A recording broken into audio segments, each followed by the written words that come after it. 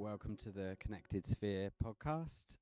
So today we've got Richard Owen here to talk to us. And so I met Richard at a Jung group. I've been kind of wanting to sort of explore that more and sort of figure out, what he was talking about. And and Richard actually runs the Jung group in Brighton. So that's where we met. Do you want to give a little bit of sort of introduction of kind of about the group and kind of what you're up to? Yeah, thanks, Richard. So I run the Brighton Jungian psychology meetup group. I've been doing that for quite a few years, even before COVID and lockdown. It was happening then. In a pub in Brighton, meetup group. It's got, I think, several hundred members now on meetup.com.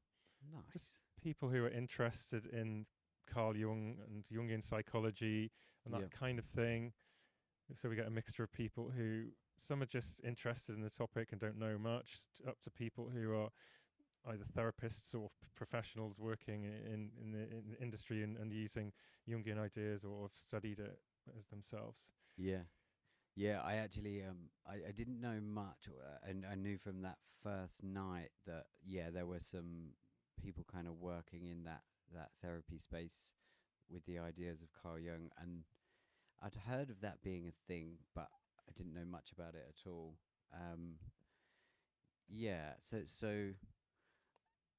It sounds great that you've got, you've got everyone from sort of getting into it, getting into the ideas to people that are actually working and finding use of the ideas in kind of a therapeutic sense.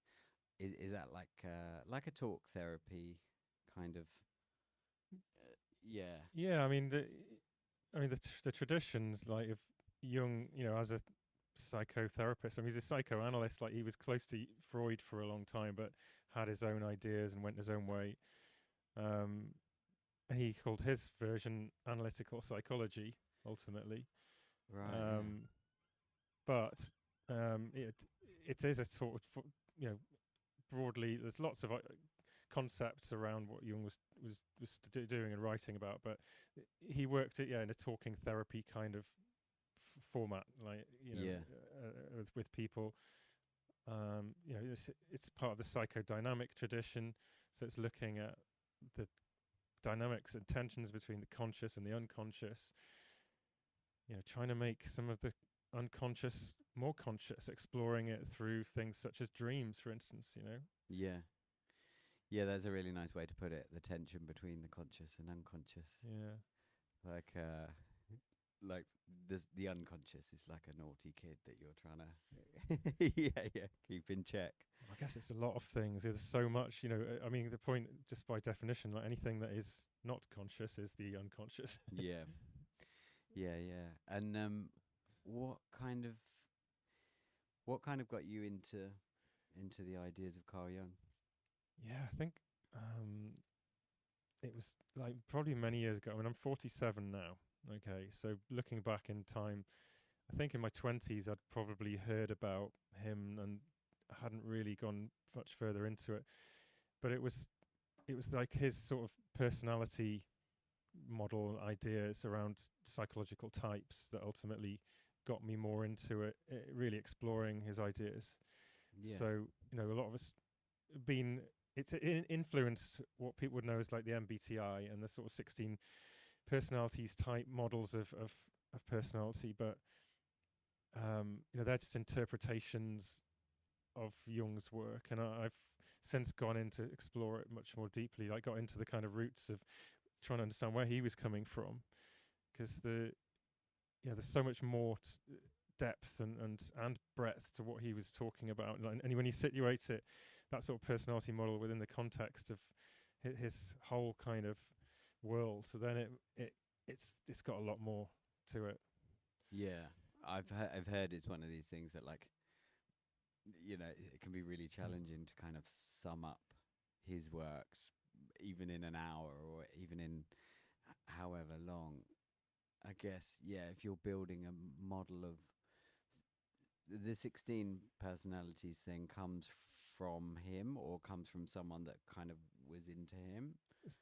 So, I mean, the 16 personalities itself was kind of influenced by the MBTI, Myers-Briggs type indicator, right? And that was influenced by Jung. So you're taking different steps further away from the source Yeah. each time, so to speak.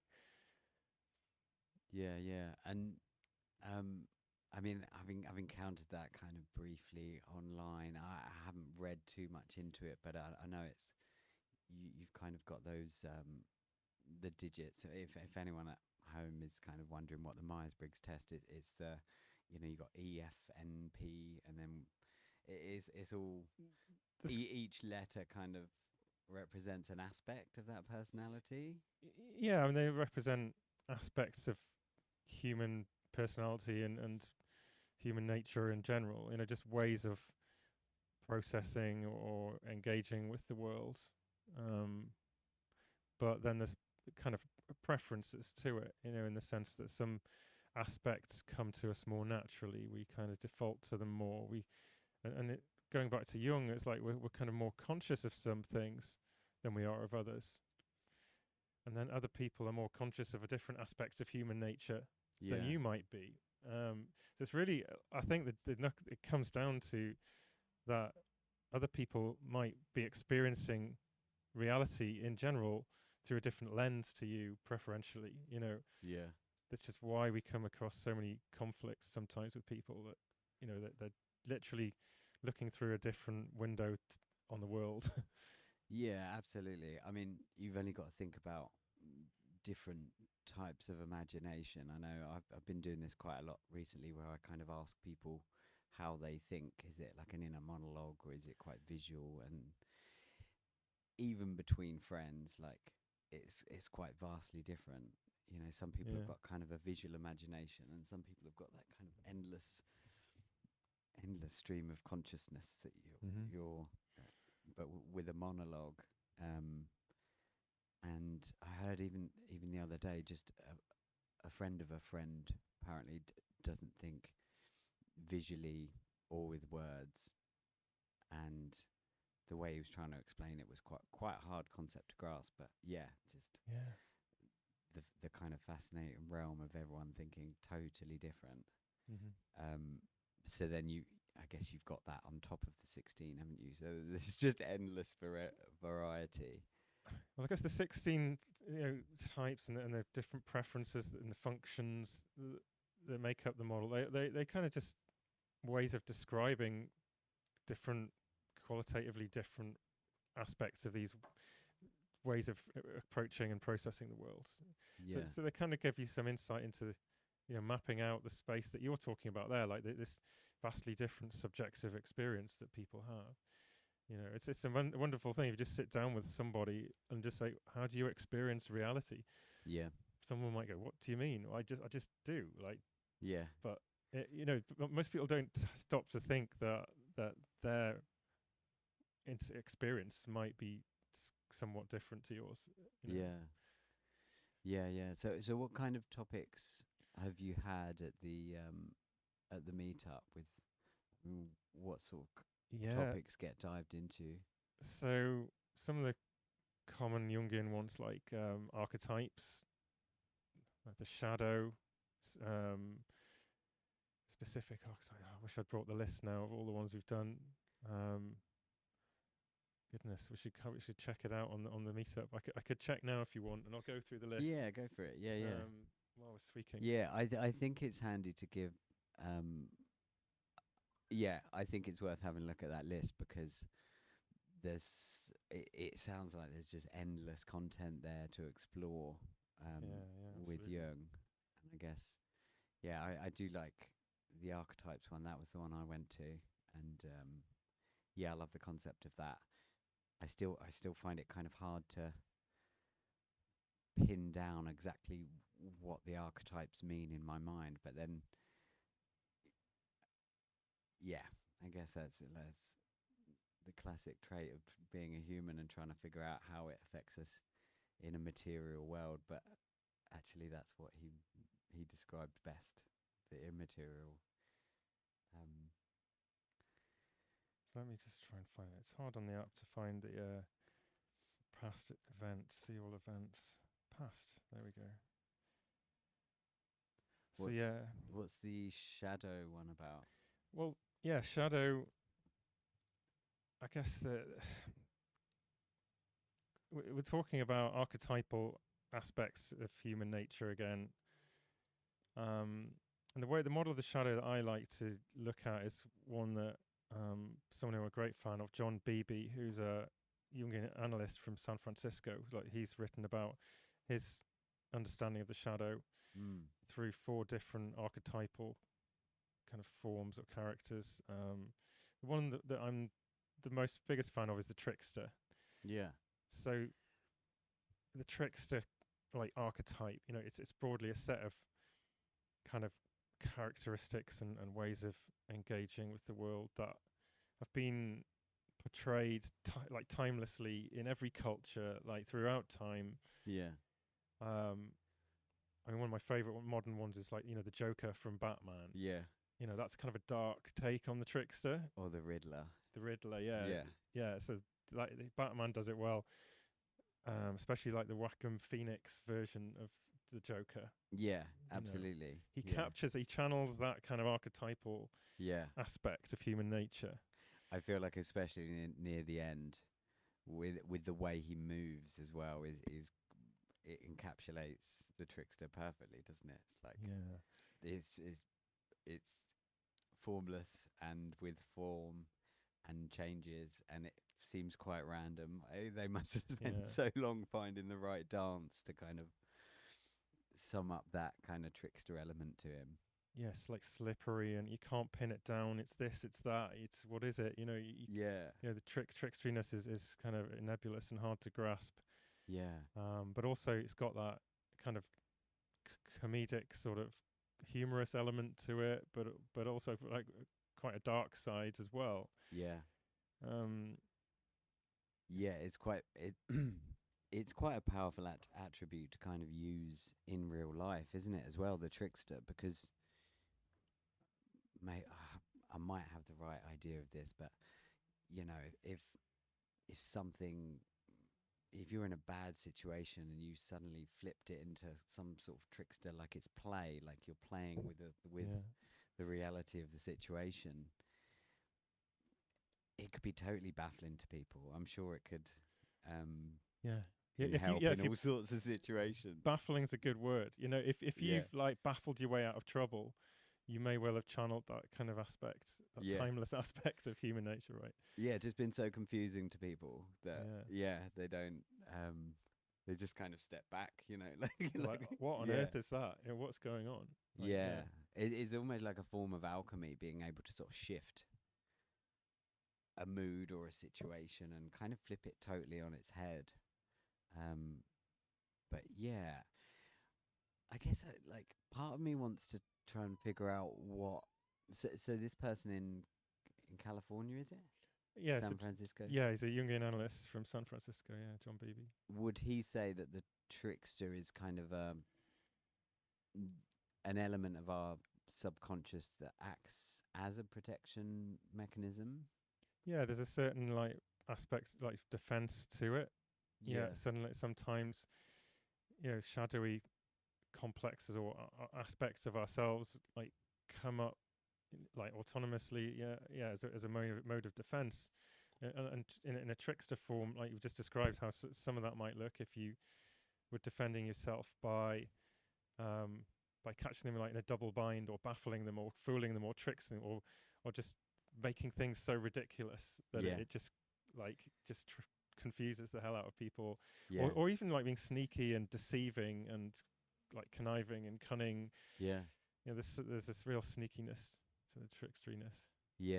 It makes me think of I read something about the people that started Burning Man, and it started as this group that used to pop up in different cities, and they would do big public stunts to kind of expand consciousness in a way. So one of them was they got loads of people dressed up as clowns, and at each stop a clown would get on this bus route, and the bus did its whole route, And then by the end of the route, it was full of clowns.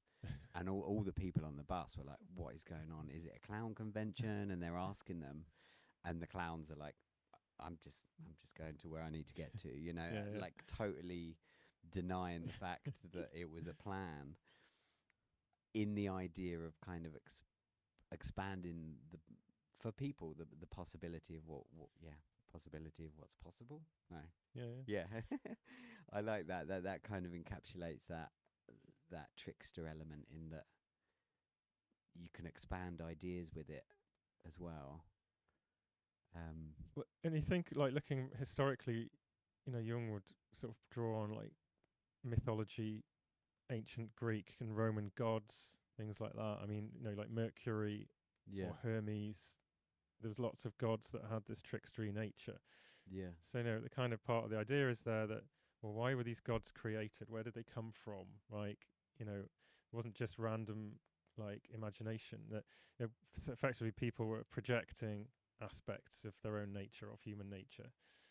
And these things gained popularity because people could identify with them to some degree, even if, because it's shadow, you kind of deny it in yourself. Yeah. Well, that's not me, but I kind of, it's safer to have it out there as a god. Yeah. And in the stories that they're writing, in the gods that they're writing, their shadow sides can't help but come through, right? Yeah. I didn't know what's the god Mercury then. What's so? I mean, you think Mercury, like the element, you know, it's this kind of slippery kind of metal that literally slips through your fingers, isn't it? You know. Yeah. It's kind of that's a good analogy for like that sort of trickstery type of nature. Is that why Mercury's called Mercury? Yeah, I believe so. Yeah. Really? Yeah, that's cool. I didn't know that. Yeah, because you just can't grasp it. Yeah. It's kind of that the little trickster thing is like it's about being like shape changing and nebulous and I don't know, paradoxical. Yeah. And the archetype that I was kind of learning about at the meetup that I went to was the archetype of the inner child. Is it the inner child? Yeah, the eternal child. So there was the puella. Yeah, eternal child. That fascinates me because I wonder. I mean, I couldn't. It makes me want to describe hope, because that part of you that stays eternally youthful is eternally naive, hopeful, kind of idealistic as well. Idealistic. Yeah, I think a lot of our hope would come from kind of someone in society never losing that inner child, and that's kind of how systems can end up crumbling, can't it? Just like one person is still holding on to the ideals. So it made me realize how powerful the archetypes can manifest in society. Yeah, that's great. Do you know how? Did he try and list all of them then? No, I mean, I think there isn't really a set number of archetypes. I mean, I don't even. I mean, the term archetype, it sounds too concrete, and then people go, well, what is it? You know, I like to think of, well, it's the term archetypal. You know, something is archetypal. That is, you can break that word down. Archetypal, like archaic, as in it's like kind of ancient and throughout time. Yeah. And typical, archaic and typical. Yeah. Archetypal. So it's like, so it's typical as in it can be found everywhere. Yeah. Throughout all peoples and cultures and throughout time. So the archetypal aspects of human nature, you know, just and you know that they're archetypal because they just keep coming up in history and in art and in literature and everything. And probably quite heavily in religion as well. Yeah. Yeah, it is strange. I imagine that's kind of the starting point for being able to sort of build a material view of the mind, isn't it? Is like studying the collective mind. But yeah, what a totally unique approach to have Yeah. to study society. Yeah. Human nature, yeah. Well, like, what are these things that we've inherited, that we've evolved with in our Yeah. blueprint of who we are? But how better to find something kind of tangible to work with? Because otherwise, I don't know, it's really, otherwise, you're sort of, the only other way to study it would be statistics, which kind of don't allow such a fluidity to them. Well, well, it's, you know, what we call an archetype. You know, it's a personification or a, like, a characterization of an abstract aspect of human nature. Yeah. And it's the human mind that does the abstracting. You know, and we can abstract things at different levels. We can pick off, you know, that's why there's no set type of like number of archetypes. Like if some aspects of human nature you can abstract and call it a thing and give it a name, then it can be an archetype. Yeah. I think I get what you mean. So when you say abstract, you mean like, yeah, pull apart and define. Yeah, and yeah, yeah. Yeah. You make it into a thing. Well, I mean, if you think about like human nature as a whole, it's this big holistic ball of thing of whatever it is. Yeah. But Yeah. you know, it's our human mind. We have to never forget that it's the human mind that is picking apart and segmenting reality and making separate concepts into things. Yeah. Does it play into your view of reality at all? The fact that there's such a shared conscious experience, does it change your view of reality at all, or has it? Yeah, I guess it makes you feel on one level connected to other people, and that, you know, humanity is broadly similar on one level, right? Yeah. And that's a beautiful thing. But then you can, from that point, explore and appreciate the diversity as well. Yeah. Yeah. Yeah. Oh, we got caught up Yeah, with we the did. archetypes. What was that list? Yeah. Yeah. So if it allows me to open this up now. Yeah, so the last one was about the puer puella, the eternal child archetype. Before that, I did one about psychological types, about the personality model. Yeah. Before that, I did the anima and animus archetypes. Can you give me a bit of an overview of that? I've heard that, but mainly through role-playing games. Okay, interesting. There's like the anima and animus is the thing that players can kind of conjure up. It's like a kind of god or a monster that you can conjure up and use against the bad guys.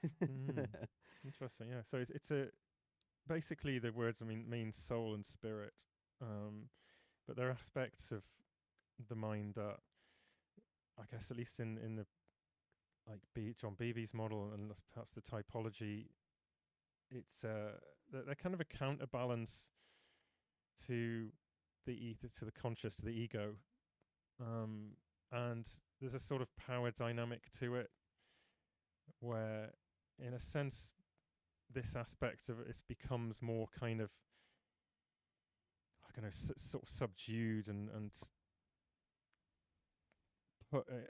kind of pacified, but like whereas the sort of ego steps forward and into consciousness and goes, this is who I am. This kind of gets pushed down, but then it's kind of everything you push down pushes back, wants to pop up again. Yeah. So in recognizing the animus as a kind of an experience in daily life, it's we can recognize it as a kind of extreme like grip experience under stress, like extreme stress, where we might flip and like we can almost become kind of almost a kind of counterbalancing sort of like opposite of ourselves, that which we're kind of most neglecting and suppressing in our everyday self. Right. This aspect of it kind of wants to shoot up and kind of take us over for a period of time. Yeah. And so there's this dynamic of it being sort of suppressed and subdued versus wanting to literally like take us over, grip us, being in the grip of that aspect of ourselves. Yeah. And so the ego in those terms is always kind of explained as the stronger force, The ego. but the anima soul, because I guess my view of reality is like it can be softer and more nuanced and more subtle to sort of understand what that is, but it feels like it's always having some effect on the ego, isn't it? Like you kind of you can't suppress it. It's just you might not always see it as clear as day. But yeah, I like that. That's Because it's less conscious. Yeah, it can be leading us without us really being aware that it is. yeah, That's the danger in having unintegrated, like unconscious aspects that are completely out of our awareness, yeah, because yeah. they can control us as much as anything. Yeah, and in such subtle ways that I imagine that's the kind of thing that's like could play an effect on a life, in like people finding like relationship patterns reoccurring with different partners, and whole life loops where it feels like, oh, I'm encountering this problem again, as if like because the cause of it is so subtle but so overwhelming on a grand scale, like when you give it more time, it's really obvious. If we could have our life kind of mapped out, we would go, oh my god, that tiny aspect of us affected that whole 10 years. But from this perspective of minute by minute, it's almost impossible to see. That's how I would maybe look at that. Yeah, so exactly, in a part of our life, yeah, a particular archetypal kind of part of ourselves might become the major focus almost, and really kind of take over that part of our lives and lead us in completely different directions. Yeah. Is the word, is it coming from like animal? Is there any connection to the link animal there? I guess it must have some link to the root of the word. It's interesting because it's from Latin, I think. Yeah. So I don't know enough Latin. Sadly, Yeah. by the time I went to school, unlike when Jung went to school, they didn't really do Latin. It would have been so handy. Yeah. We had a year of Latin, but I wish I wish that was more, because I think we'd understand concepts immediately if we can start to. Well, it's interesting because it's a good point, because when you read Jung's original writings, sometimes he goes off and he puts like quotes and phrases in Latin or in Greek, right, or sometimes in French. And bear in mind, his home native language was like Swiss German. So he was really like broad in his language and understanding. Yeah. Yeah, it probably helps, especially if you're tracing back ideas, and through he must have been doing that through like thousands of years, just seeing if the same ideas pop up. So you sort of have to become a bit of a historian to absolutely explore the future. It's like exploring the past, exploring the future, and yeah. But I had another point on the animus, and you mentioned about relationships and how it affects our relationships. So, so one of the things John Beebe describes the animus as is the area of embarrassment and idealization. So in a sense, that aspect of ourselves, and he in his model, it's typologically related to a certain functional aspect of ourselves. But as a being related to the anima or animus, it becomes kind of devalued. It becomes pushed down and ignored by our ego and set aside as something not worth spending our time on. Yeah. But as a result of that, we often tend to not develop that aspect, and therefore the embarrassment bit comes in. Is that we can tend to make really bad errors in that area of our kind of existence and mental processing. Yeah. Do you mean like embracing the embarrassed sides? Well, so it's the side, because that part of ourselves gets less conscious attention. Like we tend to just not be able to develop it and use it in a balanced way, like intentionally. We kind of don't have any a handle on it. So I'll give you an example. Let me be more specific, right? So for me, like the kind of greatest sort of polarity in the typology is, for me, is the it's what Jung would describe as like introverted intuition. Okay, and it's probably likely that Jung was an introverted intuitive type as well. Some people have argued for the case for that.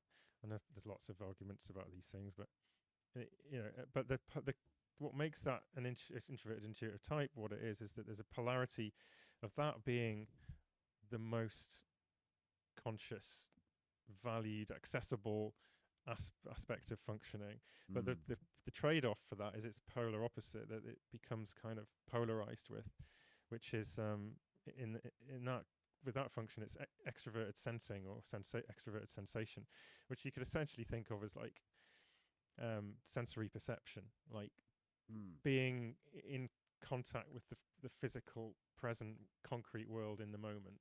Yeah. So you imagine a mind which is polarized in that way, so that there's more of an inclination, a tendency toward, in the moment, towards drifting into like introverted intuition, which would be more like seeing like implicit connections and patterns and meaning in the world, and a kind of consequential like disregard of the here and now, the physical present, like being in your body, being in the physical world, experiencing it in the moment. So that's the sort of polarity I'm talking about. So BB would say that, well, the dominant, the one for me, introverted intuition, is like the heroic. It's connected to the hero archetype. So I'm trying to go out and be a hero and make a difference in the world with implicit insights into concepts and ideas. Right? Yeah. But the thing that, especially when I was younger, like it was disregarded, was this this just being just but the most simple stuff of the physical presence and being in the world. Yeah. So the point he's making in the relationship is that like this kind of animus part, if we don't connect to that, then we might project that onto someone else, and this is where the idealization bit comes in. So especially like somebody like in a sort of love stroke infatuation kind of situation, if you kind of feel, Jung would probably say like kind of a strange attraction, that kind of very strange kind of attraction to some, like it's really strong and powerful, and most people would recognize that, especially when they're younger, that real strong attraction to somebody. It just seems kind of almost uncanny, like unnatural, because in a sense we may be projecting aspects of ourselves onto them, and kind of saying, or it may be that they represent some of those, like literally they do play out as some of their kind of preferred aspects of human nature, some of the ones that we disregard. And so there's some strange attraction to that person. But what's really happening is that it's like our mind really wanting to integrate that within ourselves. It's like the desire to connect and integrate a part of ourselves becomes kind of externalized. I mean, apart from that infatuation part, that kind of, you build up more perfect versions of someone, right? And I guess that's that, isn't it? It's like you're seeing the parts of yourself that you actually really value in them, but they might be totally hidden. Is that kind of what you mean? You don't consciously value it. In fact, you might think you don't at all, but there's like, in fact, the degree to which you kind of consciously devalue it means, you might unconsciously being like magnetized towards it without your knowing, without your knowledge. Another reason why it must be so hard to kind of study that.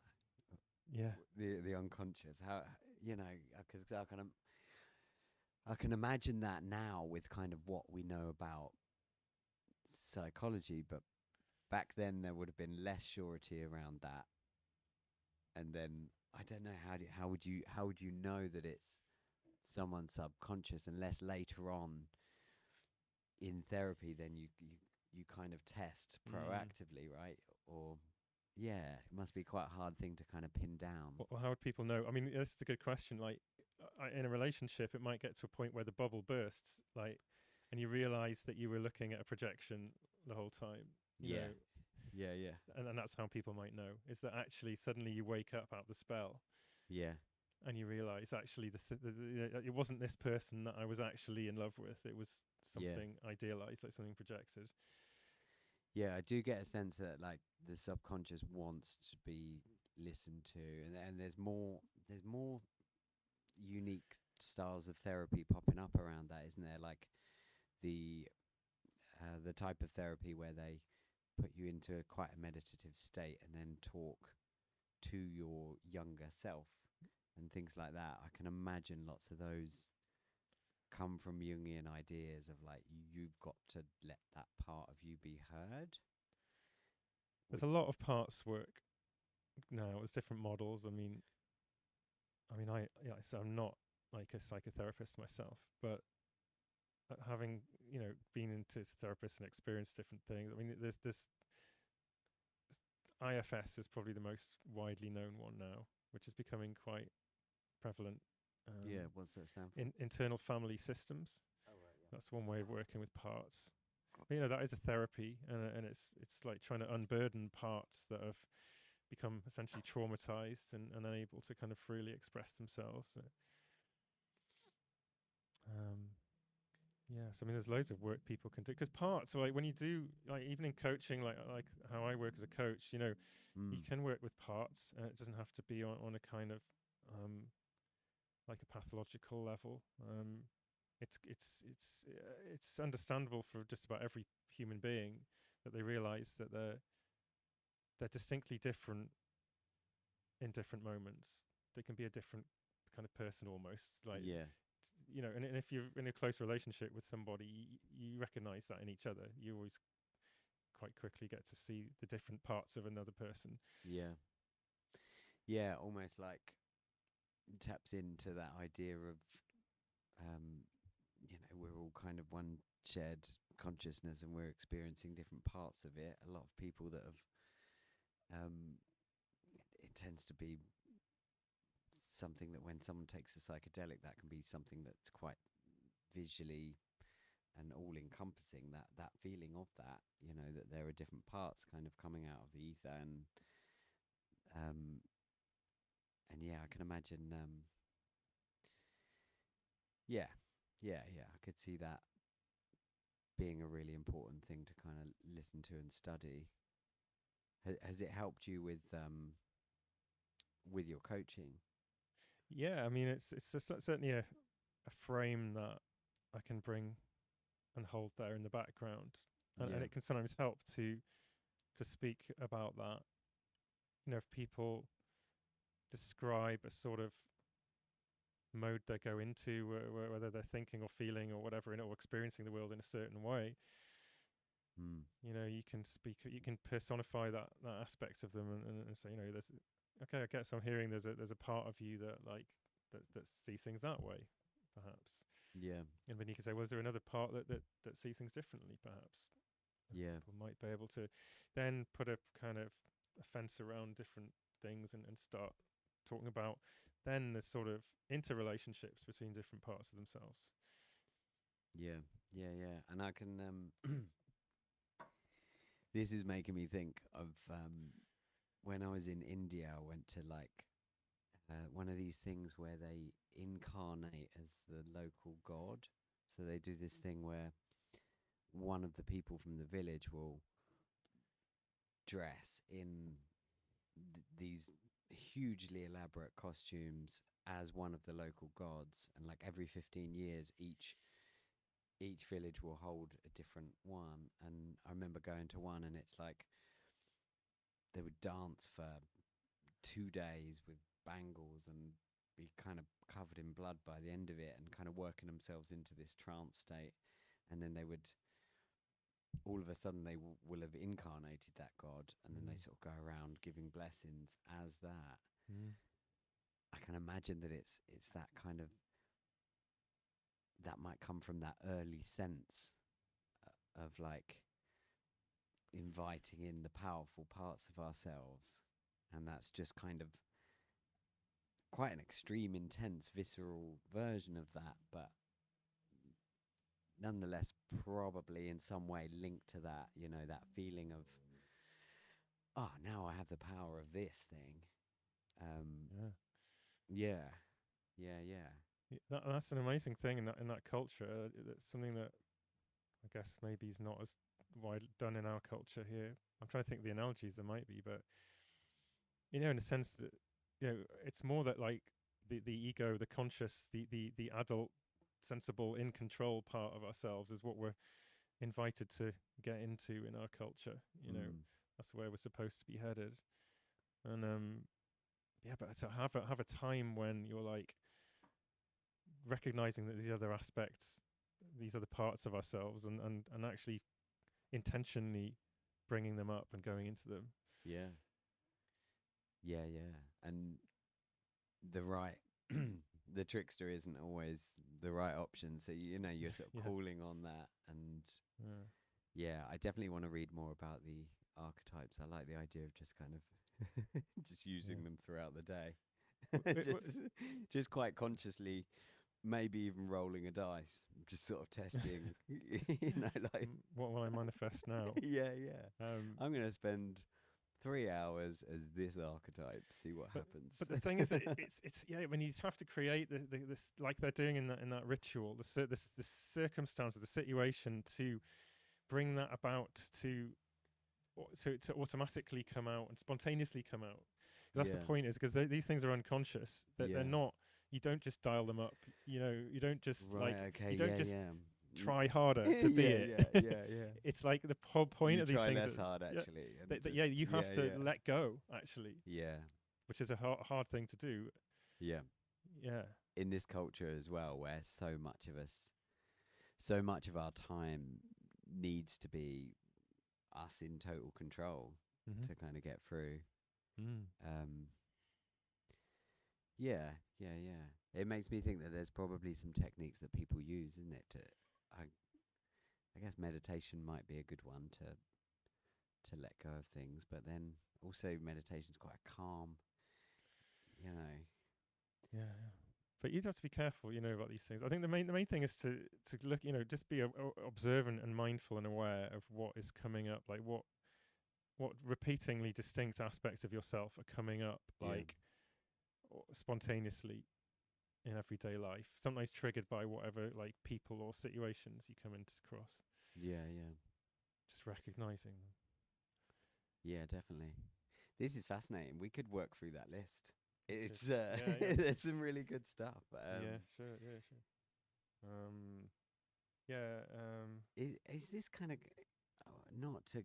I don't want to get into kind of quoting books and each part of this where it came from, but is this like distinct parts of his life? Like, is it sort of 10 years of him studying archetypes, and then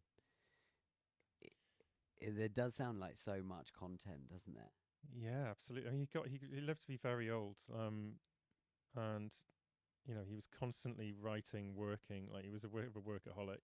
I think his poor family suffered as a result. You know, his poor kids probably didn't see a lot of him. Right. He liked to lock himself away and write and study. But so Jung, I think more later in his life he got into one of the meetups was about alchemy. Okay, like the old tradition of alchemy, which is like a pre-scientific sort of what do you even call it now? It's, you know, it's a kind of some would say it looked like it was kind of pretending to be like a chemistry experiment, but Jung would say it was kind of a disguised sort of spiritual transformation, psychological model exploration, kind of couched in a sort of a metaphor of like chemical reactions, basically. So that's alchemy as a topic to Jung is he's using it to describe processes of change. Yeah, he's seeing it as a psychological change model, which was kind of portrayed as a metaphor in the form it was when it was originally around. Do you know do you know the metaphor? Well, the metaphor is The metaphor is alchemy. the metaphor is that it was like ostensibly a kind of treatise about chemical reaction. So the idea was like they were trying to create gold, like alchemical gold, Yeah. out of other elements essentially. Yeah. And it goes, and there's these long, like, multi-stage processes of transformation, of transforming the original kind of chaotic material into this gold at the end of it.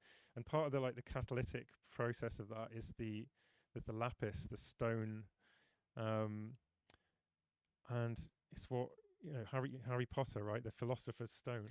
Yeah. That's where that comes from. The Philosopher's Stone was this kind of catalyst of the transformation process. Yeah, wasn't alchemy. it a book written in like Greek times? Was it an ancient Greek person that wrote something about that? Like, I briefly looked into this alchemy. It's alchemy through time, and they say there were like a lot of important books that were all trying to all trying to discover the creation of gold from. Yeah. I think there's an ancient sort of route to alchemy, I think, from what I remember reading. And then there was a sort of resurgence of a more later, I think it was 16th or 17th century. Don't quote me if I'm wrong here, because I like to be able to look at sources of things when I'm quoting off the top of my head, though. That's what I remember from if my you get it studying wrong. It doesn't matter. Yeah. But I do. I go through write a lot of notes and quotes to share at these meetups because my memory's not great. So it's nice to have the actual things to read. Yeah. So you've got something tangible to look at. And yeah, it's a great analogy. I think alchemy sounds like a yeah. So what would be the is there a part of it that's like the burning of the two things together? Like, is he quite literally trying to figure out the perfect equation for change? Is that the? Well, I mean, it was these philosophers, you could call them, the alchemical philosophers, right? Yeah. The people who were writing about these things from ancient times through to like those 16th, 17th centuries ish sort of period. But yes, quite a complex like chain of event. I can actually dig up some stuff on it because I've got the notes in my phone from the alchemy meetup that we did. So there was quite a nice quote that I had there that summarized the process.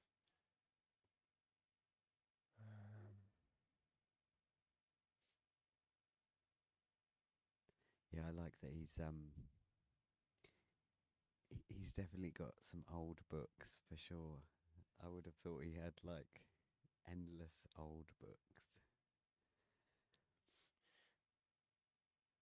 So this is from Jung, Alchemy and Psychology, which is a part of Collected Works 18.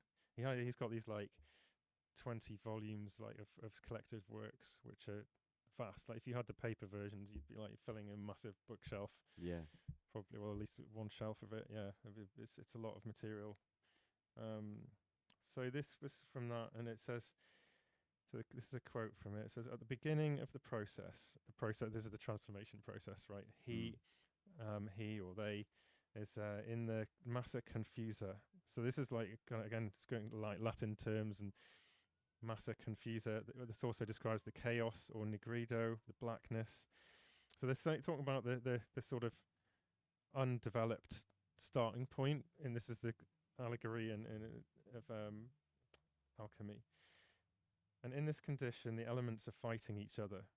Okay, so there's a kind of division. There's a sort of non-integration. So you're looking at when you're trying to convert it into the psychological metaphor, right? You're trying to bridge the gap here. So here, Mercurius. So Mercurius, again, talking about like the trickster, Mercury, like the chaos god, right? Plays the role of the prima materia, which is like the starting material, right? Yeah. So he's saying that basically the starting point for psychological development is chaos and confusion. Nice, yeah. Just mass content. and blackness or darkness, like as in there's no light, like as and there's always that metaphor of light of consciousness, right? So darkness of the unconscious, essentially. So he corresponds to the nous, or the anthropos, sunk in physis of Greek alchemy. So he's drawing on some like Greek traditions there. Well, they were the alchemists. In later days, he's also called the world soul in chains, a system of the higher powers in the lower, and this depicts a dark unconscious condition of the adept or of a psychic content. So I think that an adept was a person who was trying to go through this transformation alchemical process, right, in the old days. So the procedures in the next phase have the purpose of illuminating the darkness by a union of the opposed elements, and this leads to the albedo or whitening, which is compared to the sunrise or to the full moon. So there's like a bringing of attention or awareness to aspects of this confused massive unconsciousness. You're saying that's the first step of the process. And using this metaphor of enlightenment of light. Finding a part to focus the intent on. It's very poetic. Is it meant to be that way?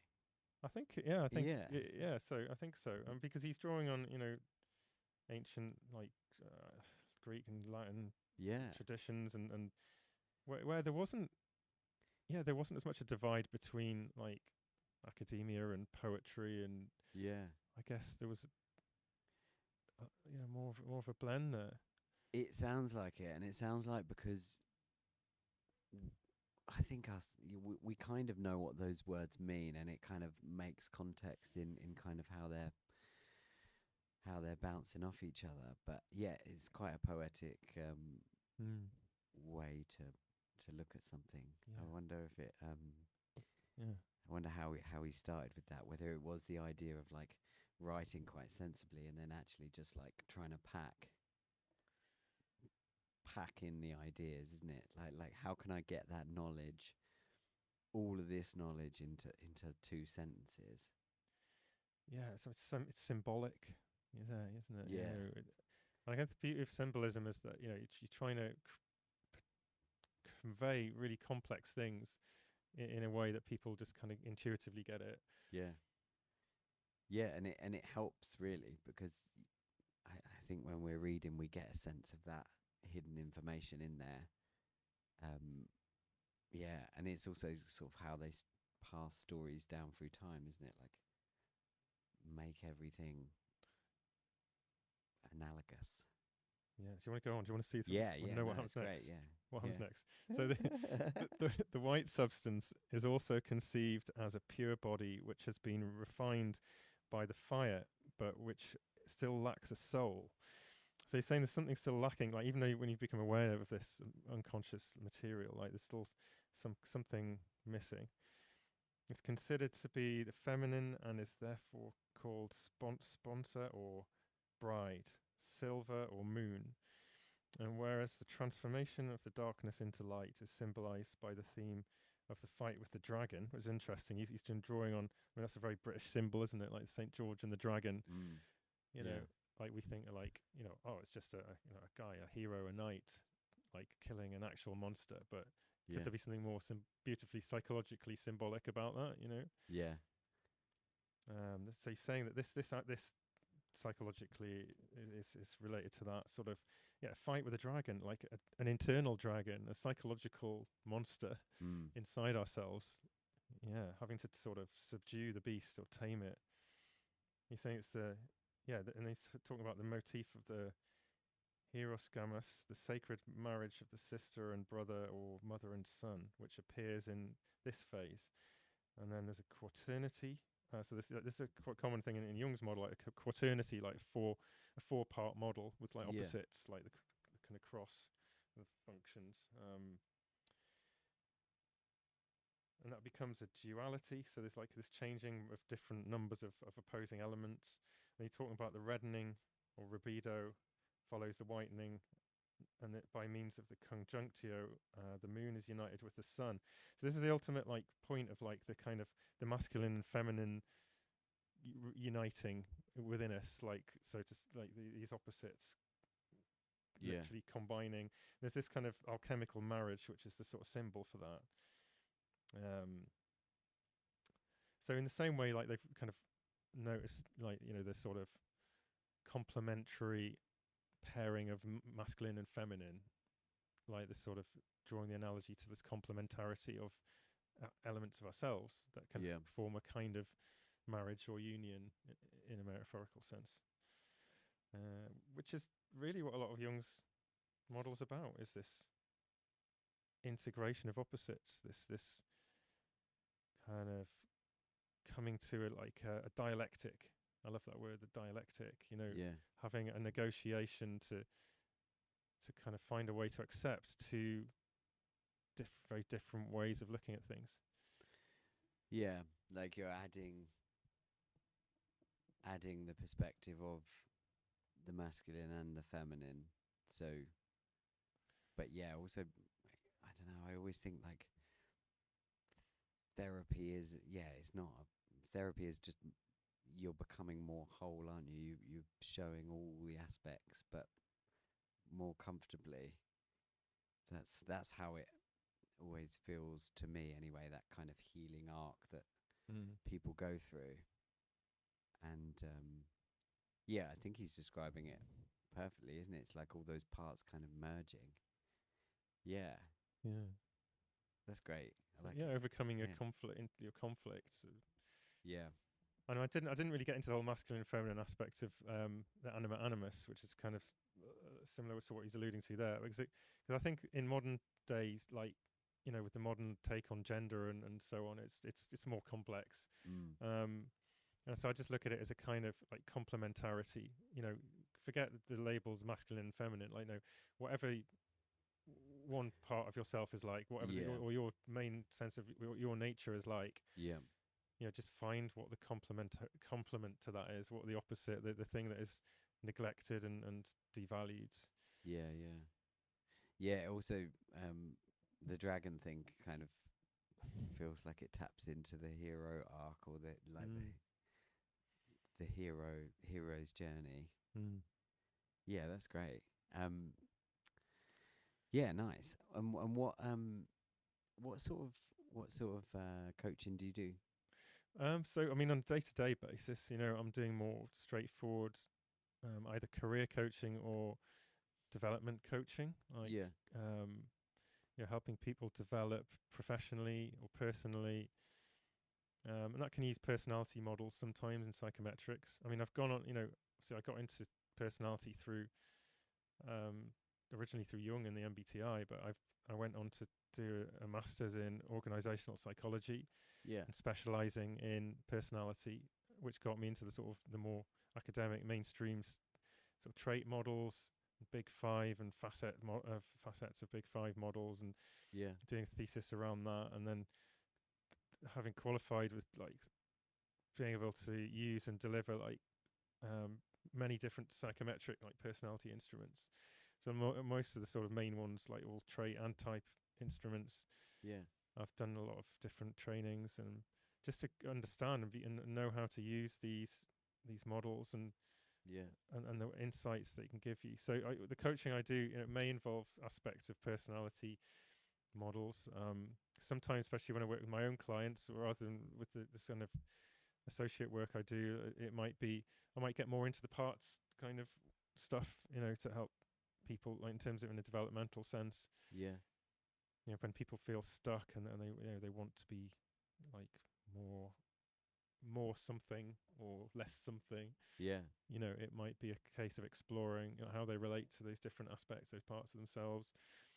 But yeah, it's all interesting. You know, the career coaching might be help people find like what they're passionate about, what they care about, or kind of what their sort of mind is calling them to do right now at this time in their life. Because I've had career shifts in my life as well, and changes of direction, and I think it's important to recognize that we're not always going to necessarily follow the same path. If a different, we're talking about these parts, like sometimes these parts of ourselves will just naturally come out at different parts of life. Yeah. We talked about that earlier, like 10 years of your life might be ruled by a certain archetypal part. Yeah, absolutely. And yet there's this kind of, I don't know, there's kind of a fixed thing in society of your career kind of follows you through your whole arc of life, but actually we're so different every 10 years that it wouldn't make sense to always, to be stuck in the same career for all our lives anyway. I've done a bit of career coaching, and I've always found it quite odd that there is this view that we should be stuck kind of in the thing we chose when we were 20. Like it's really, really quite hard to get stuck in that. But yeah. So you've I know you mentioned briefly at the thing that you've been a musician before. Yeah. So that was a big shift for me. I mean, quick history. Straight out of school, I went and did a chemistry degree. Yeah. Which that's totally different to psychology. Yeah, which I didn't. I just can't think of anything more polar opposite. But then I say the combination of that with psychology gives you alchemy, right? So yeah. There you go. So but it was more like traditional, like modern academic chemistry, and then I didn't really enjoy it, and I didn't know what to do with it, and I was searching for something meaningful, and just realized that how much I loved music, and I just wanted to get into it somehow, and it just via meanwhile trying to train in IT and kind of having a half-hearted effort to find a career in that, and then going, this is not me either, and I was like, well, but I do love music, but how am I going to do what am I going to do with it? I've never studied it, I've never did grades, and I knew I liked playing the guitar, and I'd started learning it, but it kind of proved to myself that if you really have a passion for something and you just throw yourself into it and you commit to it, you can often find a way. You just, because your enthusiasm will make you meet people, and things will happen and opportunities arise. And I started promoting gigs. This is up in Newcastle, where I come from originally. Yeah. So, right, totally the other end of the country to now where I'm here in Brighton. And it was, just throwing myself into this life. I got into actually playing the bass guitar, because a lot of people, all your friends played guitar, and someone had to play bass. Yeah. And actually, it turned out to be a good choice, because I was into funk and soul music, and the bass lines were really quite interesting and nice and good to play. So I enjoyed that. It's a job where what you do as a bass player, you're there and you're on stage, but you're not really at the front. You're kind of not the focus of attention, but you know that you're helping people to dance and enjoy the music and feel it. Music without music without the bass is just odd, isn't it? There's kind of nothing to follow. I do like that you went from studying chemistry to kind of music, which is kind of like some sort of audio chemistry, isn't it? It's just how sound is kind of merging together. Yeah. It's well, I became a sound engineer as well, because I guess I was naturally technically minded. You've just gone I don't like the chemicals anymore. No. Sound is good. Is it sound chemistry, right? Yeah. Mixing sound. I mean, nice. It's an amazing, literal, chemical sound. Yeah. I mean, I basically, did a lot of sound engineering. That became sort of the final job that I was doing in music before I eventually thought I'm transitioning to a different career into psychology, and went off and retrained. I was still doing some of that, but I got to do sound for some pretty well known people in funk, soul, jazz, hip hop. Yeah, nice. There's a venue that I was working at in Newcastle, so I kind of ticked the box there. Got to work with some of my idols, and I guess be part of that experience, and also perform and have my own band, and run a wedding band, and promote gigs, and tour managed a bit. And I mean, it was just a life, right? Yeah. But it was a life for a different time, not now, when I'm a parent, and I had to settle down. And yeah. It's in some way, do you relate how much you've changed, how much your life has changed to some sort of part of you that was needing to be explored, just that needed to come out, and then actually the kind of part of life you're in now, you wouldn't be able to, like, without kind of quenching that. Does that feel like a Yeah, it just was a natural stage.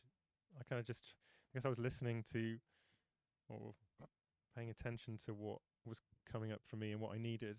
yeah, And it was hard to accept it, that actually a traditional, sensible, normal career wasn't really what I was supposed to do somehow, or it wasn't what I was cut out for. yeah, And despite trying, it just somehow wasn't right. And that's kind of, it's hard. Like, you know, you kind of, if you're being authentic and you're going with what you're kind of trying to find your calling, yeah, you know, sometimes that's difficult to accept, because it, you know, might be a calling that's not necessarily advocated by people who would like give you advice, or other people who you've got as role models to follow in your family or whatever would have ever done anything like that. yeah. No one's got that same feeling about it. No one's got that thing. I always think, like, I think when we're younger, we just have to be our own advice system, don't we? Because we're the only ones feeling that sort of overwhelming desire to sack off that and start that. Yeah, I mean, I always say, like, why do we like what we like? We don't need to ask why, really. We just do.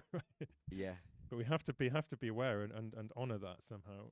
yeah, And it's hard sometimes to accept that you like something that may be obscure and odd and different and yeah, non-mainstream. You know, you have to feel like, well, I sort of don't necessarily fit in with the kind of the normal kind of career world or whatever. yeah. I do. The more, I mean, I grew up before having the internet, and then I think I was like, in my teens, we suddenly had internet in the house. So I remember pre-internet, and then, like, I remember pre-social media and stuff like that. But what I'm seeing more and more now is like that the niches that people find that then they go full into, and it just becomes something, you know, it's like that person is the best in the world at making those things out of something totally different, and it's like everyone's trying to find their total uniqueness and exploring it. And I wonder whether that was all going on, or whether that is like part of this new thing. Like, Well, yeah, if you think about it, like this multimedia, like social media, it's something like YouTube means there's a video channel, there's a TV channel for the guy who flicks bottle tops into a cup. yeah, And is really good at it. yeah, And he's famous because you can see him. yeah. And his time investment is finally paying off. Yeah. But there used to be a level where you couldn't get visible in media unless you were like a certain like popularity already. Yeah. Or you were doing something mainstream enough. Yeah. To warrant it. Yeah. How was it? So how was it being a musician? How did it feel? How did it feel?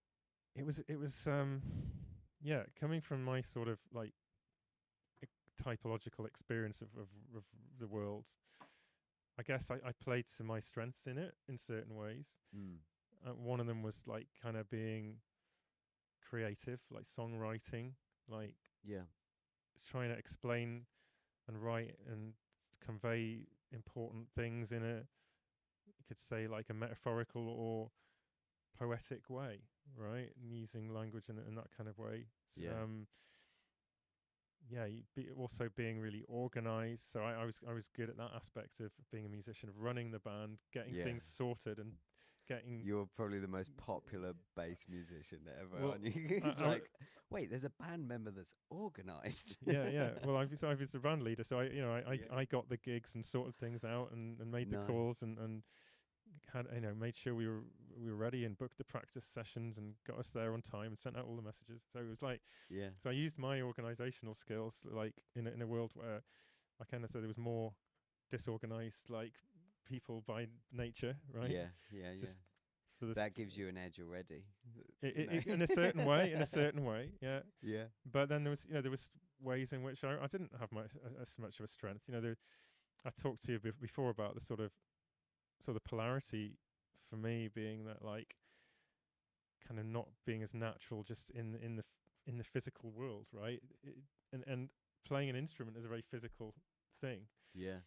And so, if you think about what you're doing on stage, like if you're playing a gig, like you might be there for like an hour to even 2 hours on stage, like, and you basically, you have to really be paying attention Yeah. to the present moment, to sounds, to sights, the things going on. There's a lot of stimulation of the senses. Yeah, yeah. And staying present with that was a bit of a challenge for me. Like, Yeah. and just the physical aspect of just being able to relax and be just there with my body, with the instrument in the moment. Yeah. Whereas my mind's kind of pulling me off into thoughts and ideas and concepts, and Yeah. I could, if I'm not careful, I could kind of like get sucked off into my own little world, and then kind of be like, and that's not good when you're like, oh, where am I in the song? What comes next? And you're like, it's not good on the bass if you hit the like a semitone away from where you should be hitting, because it's like a you really can notice it. But then you get good at kind of being able to cover that, and you're never more than a semitone away from a relatively good note. Yeah, it's that like reactionary feel to, like, you have to be able to react really quick, that keeps you present and more focused on the moment. It must be why you get these documentaries about these climbers that end up just totally absorbed in it and totally risking everything, because that minutia of how much you're in that moment seems to be where we kind of get our value. Like, it's so heavily linked to like how we experience, or the value that we get from experience. Totally. So it was hard. So just to finish that bit, it was hard being a performing musician, being someone that, like, there's a kind of, to a certain degree, a bit like anxious and like unconfident about just doing basic things in the physical world. And that sounds really weird, but like, my home place was like the kind of the world of concepts and ideas and deep theoretical things, right? Whereas, so it's like I guess the theory behind sound engineering or songwriting or composing music or something, I was totally there. I was totally at home with all that kind of stuff. Stuff that a lot of people might find the hardest thing. Yeah. In some ways was easier for me, and what some people might find the easiest thing, like just absorbing themselves in the moment, was actually quite difficult. Yeah. And it's probably in some way that's what your subconscious had seeked out, like to explore that. And it's like, when we're kind of paying attention to what we want, we also, the experiences we find naturally become therapeutic. So maybe it was a bit of therapy for me, like to immerse myself in that world, which just, I was a bit of a fish out of water in some ways. Yeah, that sounds like a hell of a journey with it. Yeah. Did you ever, were there any sort of disaster moments? Or I guess you kind of, it always feels more disastrous, because I'm very self-critical about like wanting to do it very well.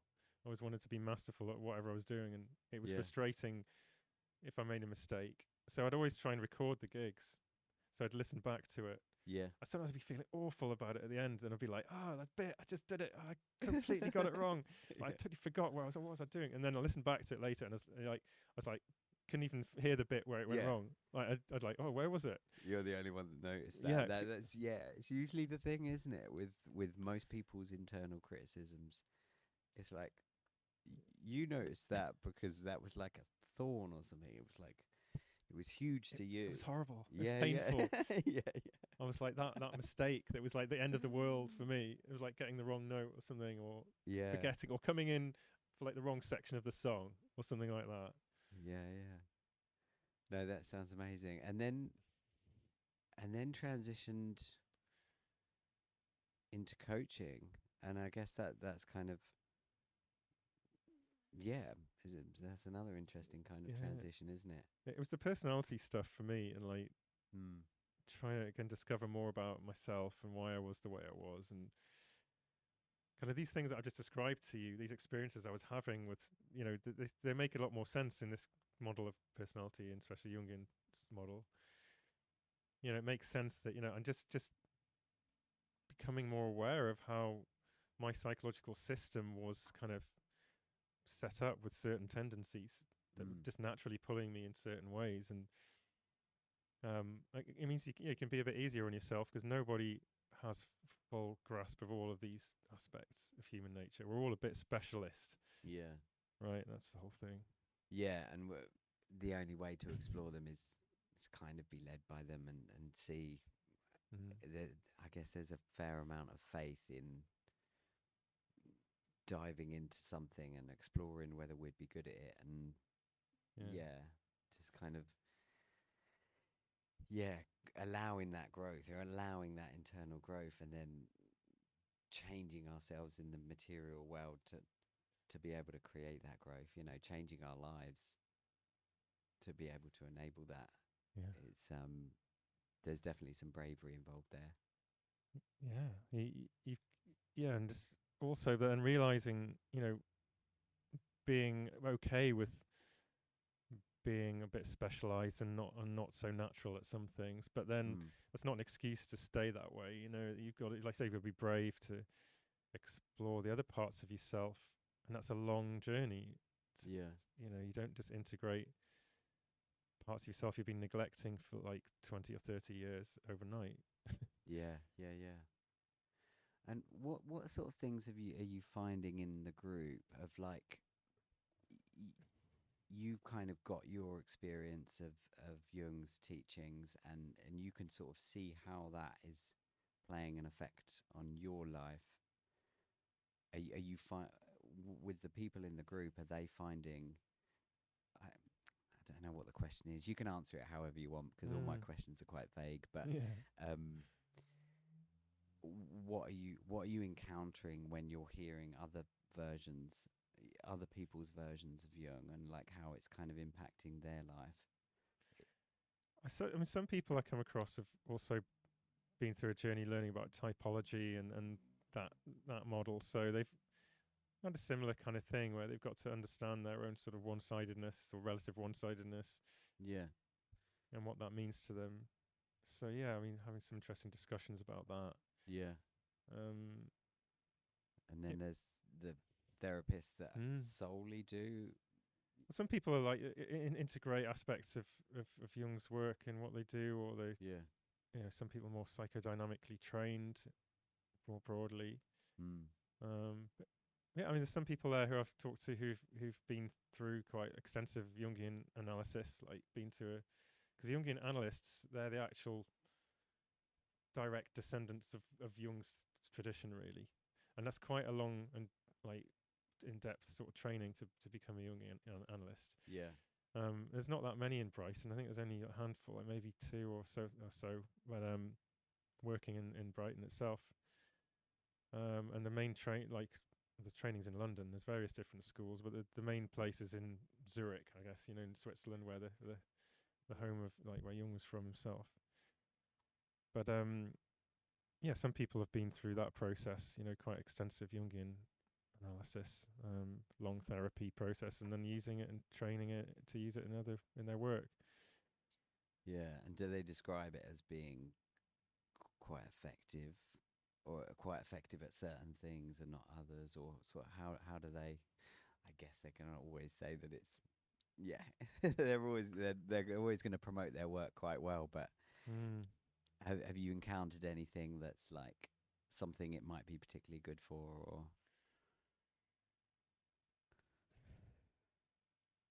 I think it's quite a long-term sort of process. And I mean, I've myself have like on 2 occasions been with a Jungian analyst regularly.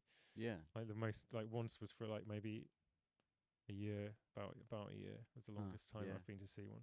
But the process of writing down your dreams and trying to analyze them, getting into the habit of like as soon as you wake up and you've just still got those memories of it, and it's still there. You can still hold on to it, and you can like drag yourself awake enough to like write it down. Yeah. And getting in the habit of doing that. So I extensively did that for a while, and seeing some of the like the dreams and the themes that came up, and trying to understand what they were essentially trying to tell me, like what messages were in there from my unconscious. Yeah. Because I imagine that's particularly hard doing it by yourself, because also there's a certain blindness to our subconscious, isn't there? There's almost a reaction where we would find the opposite thing from it. Yeah, exactly. So having a therapist or someone to do that process with, making sense and meaning of it is I think an important thing. Yeah. And so that was good, having that person to help me to make sense of these things. Nice. It takes a while to get like that quick memory in the morning, isn't it? Like yeah. You've got to write down succinctly enough, but without too much detail. I imagine detail might suck some of the narrative out of it. I don't know. Yeah, I mean, you just write down as much as you can. I mean, you just get it out there. And sometimes details can be significant and important, and they might be there for a reason, especially if it's a strange, odd detail. Yeah. Something that you wouldn't expect to be there. Yeah. Yeah, I just know how elusive it is in the morning when you're trying to remember. If you're trying too hard to remember the dream, it almost slips away quicker.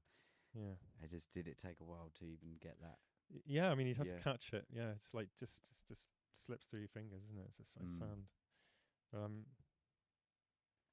Yeah, I mean, you get better at it. You get better at understanding the kind of language that your unconscious speaks in a way. What some of the symbols are trying to convey. Yeah.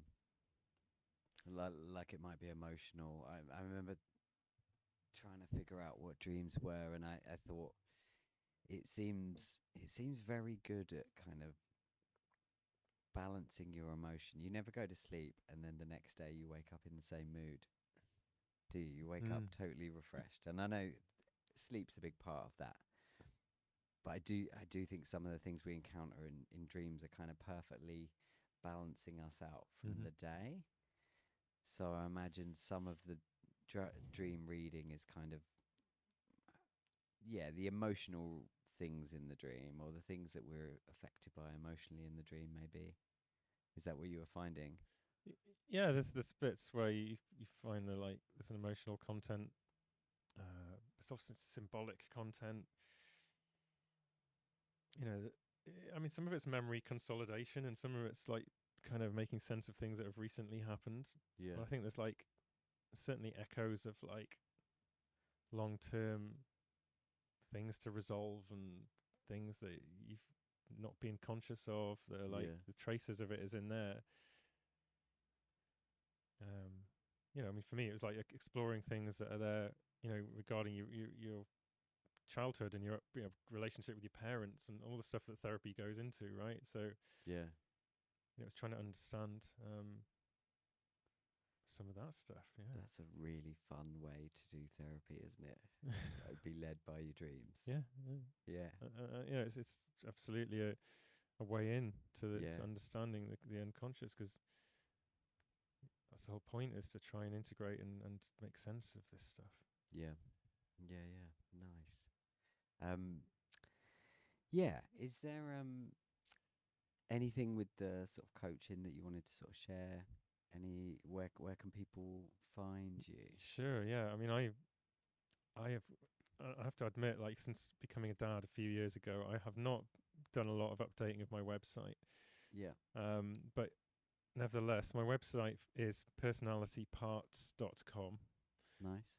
Good name. Yeah, personalityparts.com. Yeah. And it is the site's there. It's still like promoting some workshops that I was doing a few years ago, like live in Brighton and London, that I haven't gone back to doing. But I do offer like I can do like workshops for companies and workplaces around personality, or like one-to-one coaching to help people develop and yeah, get more out of their life and get unstuck, and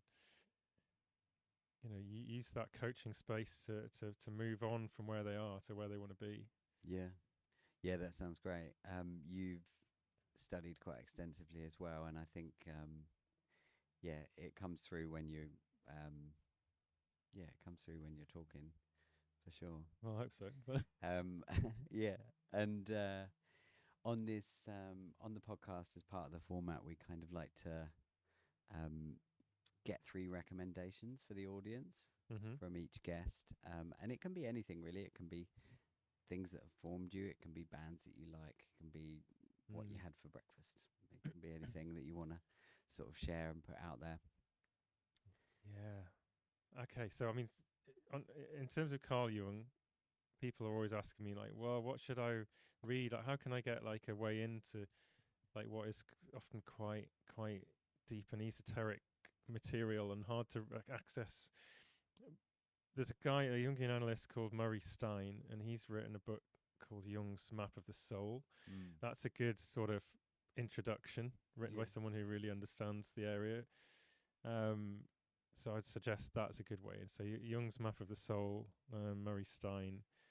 That's a good starting book before you try to get into Jung's collected works. Yeah, because that's like quite heavy going. Other things, like there's some podcasts out there as well, other than your wonderful podcast, of course. Thank you. Yeah. There's a couple. One's called This Jungian Life. That's presented by a few Jungian analysts, and there's another one called Speaking of Jung, which is good as well. And there's lots of interviews with Jungians on there.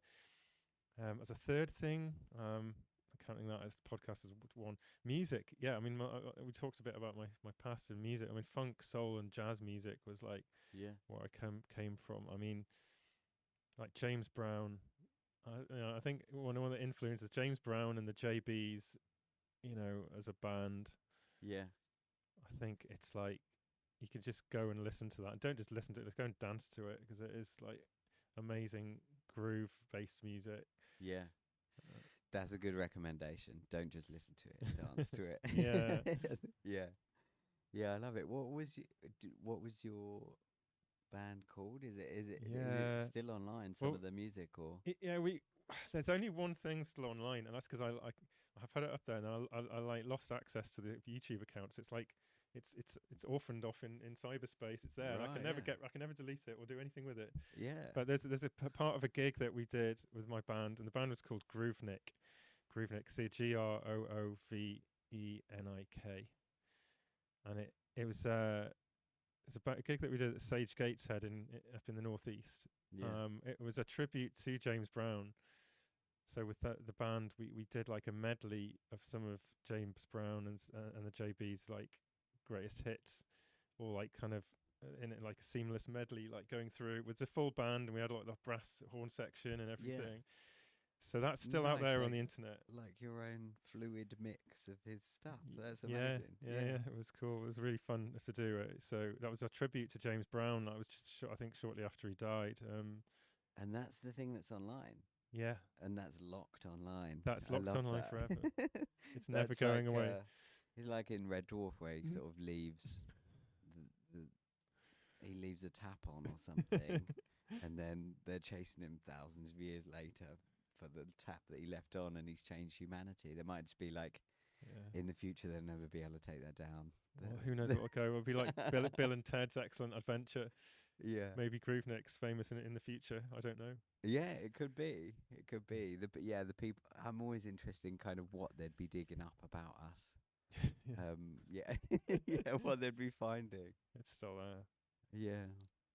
No, that's great. Some really good, solid recommendations there. Love it. Cool. I'm definitely going to check out that James Brown medley. That sounds great. Yeah.